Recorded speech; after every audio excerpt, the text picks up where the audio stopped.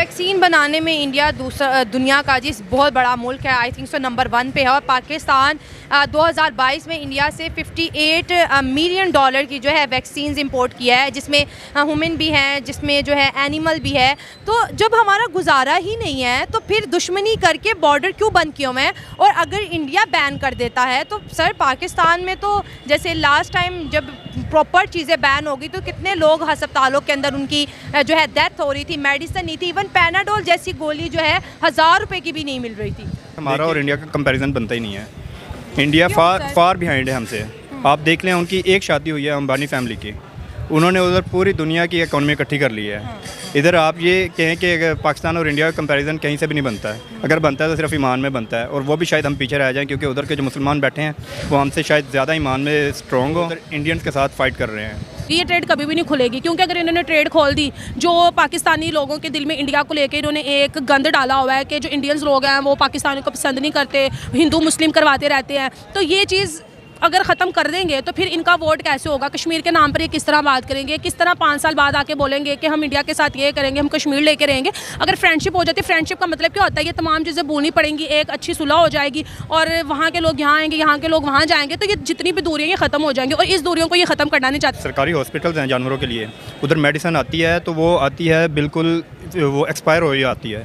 तो वो कोई हमारे कोई ऑनेस्ट आ भी जाए, कोई ईमानदार कोई ऑफिसर आ भी जाए तो वो चाहता है कि वो यूज़ ना हो, लेकिन उनको प्रेशराइज़ किया जाता है कि भाईजान हमने इसको रिपोर्ट देनी है, इसको हमने इसके पूरा करना है अपने कागजात में, तो वो फिर मेडिसिन यूज़ हो रही है। अगर ये एनिमल पे हो रहा है तो मतलब ह्यूमन बीइंग का भी सेम ही हाल है। जी इसी तरह ये हमारा ना एक हमें वो आटा खिला दिया था जो कहा था कि समुंदर के अंदर गिरा दें। जी इस तरह, क्योंकि इंडिया के साथ इसी वजह से सुपर पावर्स मिल रही है, क्योंकि उनको पता है कि ये जो माहौल है ना, ये जो दौर है ये भारत का है, ठीक है, क्योंकि वो भारत में हर चीज़ वो मौजूद है जो बाकी कंट्री से लोग लेते थे इतने इतने पैसे लगा के। आज टेस्ला जैसी कंपनी भारत में इन्वेस्ट कर रही है, आज आईफोन भारत में आ गया, ठीक है, अमेरिका जैसी सुपर पावर भारत से डिफेंस मांग रही है। तो इंडिया में कश्मीर है वो आज़ाद कश्मीर से काफ़ी ज़्यादा खुशहाल है, ठीक है। हमने नशोटी का टूर किया तो हम देख रहे थे कि जो जम्मू कश्मीर है वो तो एक अलग ही दुनिया, स्टेडियम बने हुए हैं, इतने इतने प्यारे स्कूल बने हुए हैं, ठीक है ना। वो बार बार कह रहे कि हमने वो लेना, वो लेके क्या करेंगे? ये कहते हैं जुल्म होता है वहाँ पर, ये भी तो बताते हैं ना। हो रहा है, हमारा दिल करता है कि हम उधर चले जाएं, जाके उधर जाके ट्रीटमेंट करें।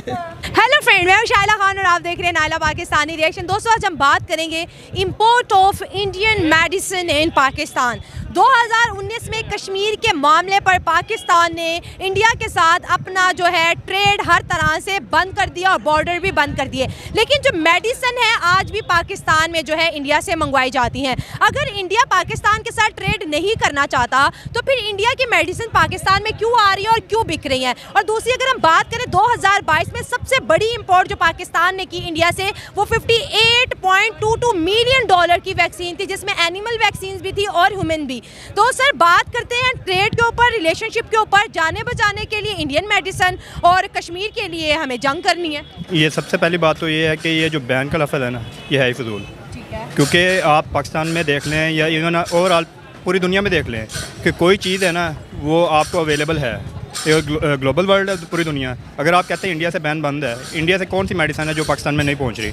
इसका नुकसान हमें ये हो रहा है कि चेन लॉन्ग हो रही है। फॉर एग्जांपल अगर इंडिया से हमें डायरेक्ट अगर मिलती तो हमें ट्रांसपोर्ट कॉस्ट बहुत कम पड़ती और उसकी वजह से ना इसका जो है हमें इसका रिटेल प्राइस वो हमें वो बहुत कम मिलती है। अब हमें इशू क्या आ रहा है कि मेडिसिन की अवेलेबिलिटी पे नहीं आ रहा, हमें आ रहा है मेडिसिन की प्राइस पे आ रहा है, क्योंकि ये अगर इंडिया से डायरेक्ट नहीं आ रही तो दुबई के थ्रू या गल्फ़ के थ्रू या कहीं से भी आ रही है, पाकिस्तान में अवेलेबल हो रही है। इसका अल्टीमेट हमें नुकसान बस यही हो रहा है कि इससे मेडिसिन हमें महंगी मिल रही है, ये नहीं है कि मेडिसिन मिल नहीं रही। वैक्सीन बनाने में इंडिया दूसरा दुनिया का जिस बहुत बड़ा मुल्क है, आई थिंक सो नंबर 1 पे है। और पाकिस्तान 2022 में इंडिया से 58 मिलियन डॉलर की जो है वैक्सीन इंपोर्ट किया है, जिसमें ह्यूमन भी हैं, जिसमें जो है एनिमल भी है। तो जब हमारा गुजारा ही नहीं है तो फिर दुश्मनी करके बॉर्डर क्यों बंद किए हुए हैं? और अगर इंडिया बैन कर देता है तो सर पाकिस्तान में तो जैसे लास्ट टाइम जब प्रॉपर चीज़ें बैन होगी तो कितने लोग अस्पतालों के अंदर उनकी जो है डेथ हो रही थी, मेडिसिन नहीं थी, इवन पैनाडोल जैसी गोली जो है 1000 रुपए की भी नहीं मिल रही थी। देखिए ये सब है ना झूठ है। अगर आप कह रहे हैं कि पैनाडोल शॉर्ट हुई थी, पैनाडोल शॉर्ट नहीं हुई थी। ये हमारे पास जो माफिया बैठा है ना, ये गायब कर देता है, ये स्टोर कर लेते हैं, इनके पास कोल्ड स्टोरेज हैं, सब कुछ है, इनके पास गोदाम है। ये कोई चीज़ इधर शॉर्ट नहीं होती, ये बस है ना सिर्फ और सिर्फ प्राइस को हाइक देने के लिए, ब्लैक मार्केटिंग, ब्लैक मार्केट बनाने के लिए इसको ये करते हैं। बाकी जो बात कर रहे हैं वैक्सीन की, नो डाउट इंडिया हमसे बहुत आगे है। सबसे पहली बात तो ये हमारा और इंडिया का कंपैरिजन बनता ही नहीं है। इंडिया फार बिहाइंड है हमसे। आप देख लें, उनकी एक शादी हुई है अंबानी फैमिली की, उन्होंने उधर पूरी दुनिया की इकोनॉमी इकट्ठी कर ली है। इधर आप ये कहें कि पाकिस्तान और इंडिया का कंपैरिजन कहीं से भी नहीं बनता है। अगर बनता है तो सिर्फ ईमान में बनता है, और वो भी शायद हम पीछे रह जाएं, क्योंकि उधर के जो मुसलमान बैठे हैं वो हमसे शायद ज़्यादा ईमान में स्ट्रॉन्ग हो, क्योंकि वो उधर इंडियंस के साथ फाइट कर रहे हैं। सर जब अंबानी की बेटे की प्री वेडिंग सेरेमनी थी तो लोग हमें कह रहे थे आपकी जो जीडीपी है वो नीता अंबानी के गले में हार जितनी है। तो इसमें कोई शक है आपको? उनका एक हार और हमारा 22 करोड़ 25 करोड़ आवाम का मुल्क। इसमें कोई शक है आपको? ये पहले ये बताएं। इसमें अच्छा मेरा आपसे एक काउंटर क्वेश्चन है, इसमें कसूर किसका है?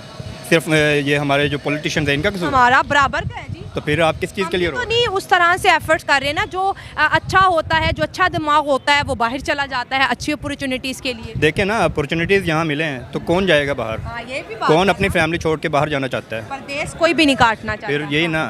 तो अब बात कर रहे हैं आप वैक्सीन की। वैक्सीन अब पहले एक फ्रांस का इशू चला था कि फ्रांस वो जो हुआ था, अल्लाह माफ़ करे, उन्होंने बेहुरमती की थी हमारे प्यारे नबी की। तो अगर हम फ्रांस से, जैसे इमरान खान ने कहा था कि अगर हम बैन लगा देते, फॉर एग्ज़ाम्पल अगर हम उनसे बिल्कुल इंपोर्ट एक्सपोर्ट बंद कर देते, तो अब मैं फॉर एग्ज़ाम्पल वेटनरी का स्टूडेंट हूँ, मुझे वेटनरी की फील्ड का पता है कि काफ़ी जो लार्ज एनिमल्स की वैक्सीन्स हैं वो पूरी दुनिया में सिर्फ और सिर्फ उनकी प्रोडक्शन जो फ्रांस में हो रही है, पूरी दुनिया में कहीं और नहीं हो रही। अगर उनके साथ हम बैन लगा देते, हमारे एनिमल्स भी मरते। डेफिनेटली। हाँ। तो सर, अभी अगर हम कैंसर की बात करें, अभी टाटा ने कैंसर की ऐसी वैक्सीन बना रही है जिसकी प्राइस सिर्फ 100 रुपये बस। और हमारे यहाँ आपको पता है शौकत खानम कहते हैं कि एक ऐसा हॉस्पिटल है जहाँ पे कैंसर का इलाज होता है, लेकिन वो भी बहुत महंगा होता है। लोग अपने घर बेच देते हैं, जायदादें बेच देते हैं अपने एक पेशेंट को बचाने के लिए। तो जब हमारे से 10 किलोमीटर दूर एक ऐसा कंट्री मौजूद है जो कि मेडिकल में बहुत अच्छा है, जहाँ पे मेडिकल ट्रीटमेंट बहुत सस्ते हैं, तो आवाम को उनसे कनेक्ट करने की बजाय हम बहुत डिस्कनेक्ट हो गए हैं। इसमें अवाम तो इन्वॉल्व है ही नहीं। हाँ। ये ना उनकी अवाम ये चाहती है, ना पाकिस्तान की अवाम ये चाहती है। ये और सिर्फ ये कहते हैं ना ऊपर का खेल है, ये सिर्फ वो है और कुछ भी नहीं है। आप क्या चाहते हैं कि अगर मेडिकली पाकिस्तान और इंडिया आपस में कहीं ना कहीं लिंक कर जाते हैं तो हमारी सेहत के ऊपर और ये जो मेडिसिन हैं इनके प्राइस के ऊपर डायरेक्टली इनडायरेक्टली कितना पॉजिटिव इम्पैक्ट पड़ेगा? डेफिनेटली बहुत पॉजिटिव इम्पैक्ट पड़ेगा। ये अकील भाई मुझसे एग्री करेंगे कि अगर हम ये एक गेट का डिफरेंस है ना हमारे दरमियान, ये गेट खुल जाएँ। ये नहीं कि हम कह रहे कि हम इंडिया के साथ यानी कि बिल्कुल मिलजुल जाएं, वो हमारे कायद का नज़रिया गलत होगा। हम उनके साथ मिलजुल नहीं सकते। लेकिन ये है जो ट्रेड होती है ना, trade is something else. Trade हमें करनी चाहिए। ट्रेड हम दुश्मन के साथ भी करते हैं, ट्रेड हम दोस्त के साथ भी करते हैं। ट्रेड का फ़ायदा अल्टीमेटली इंडिया का तो होगा ही होगा, लेकिन ज़्यादा फ़ायदा हमें पाकिस्तान को होगा, क्योंकि इंडिया को इतना फ़र्क नहीं पड़ेगा। उनके लिए हमारी इकॉनमी जस्ट लाइक ऐसे कह लें आटे में नमक के बराबर है। तो इसका अल्टीमेट जो फ़ायदा होगा वो हमें होगा। इसके लिए हमारे पॉलिटिशियंस को, इंडिया के पॉलिटिशियंस को मिल के सोच के बैठ के अपनी आवाम का सोचना चाहिए। ख़ास तौर पे मैं कहूँगा हमारे पॉलिटिशियंस को सोचना चाहिए कि हमने अपनी आवाम को रिलीफ देना है तो किस तरह देना। हमने लगाया, उन्होंने नहीं लगाया। जिसने भी लगाया है पॉलिटिशियंस को सोचना चाहिए, तो आवाम को रिलीफ देना चाहिए। इसके अलावा हमारे पास कोई ऑप्शन नहीं है। ठीक हो गया। बहुत अच्छी बात की कि रिलीफ मिलना चाहिए और ट्रेड दुश्मनी से बहुत दूर की चीज़ है और उसका दुश्मनी से कोई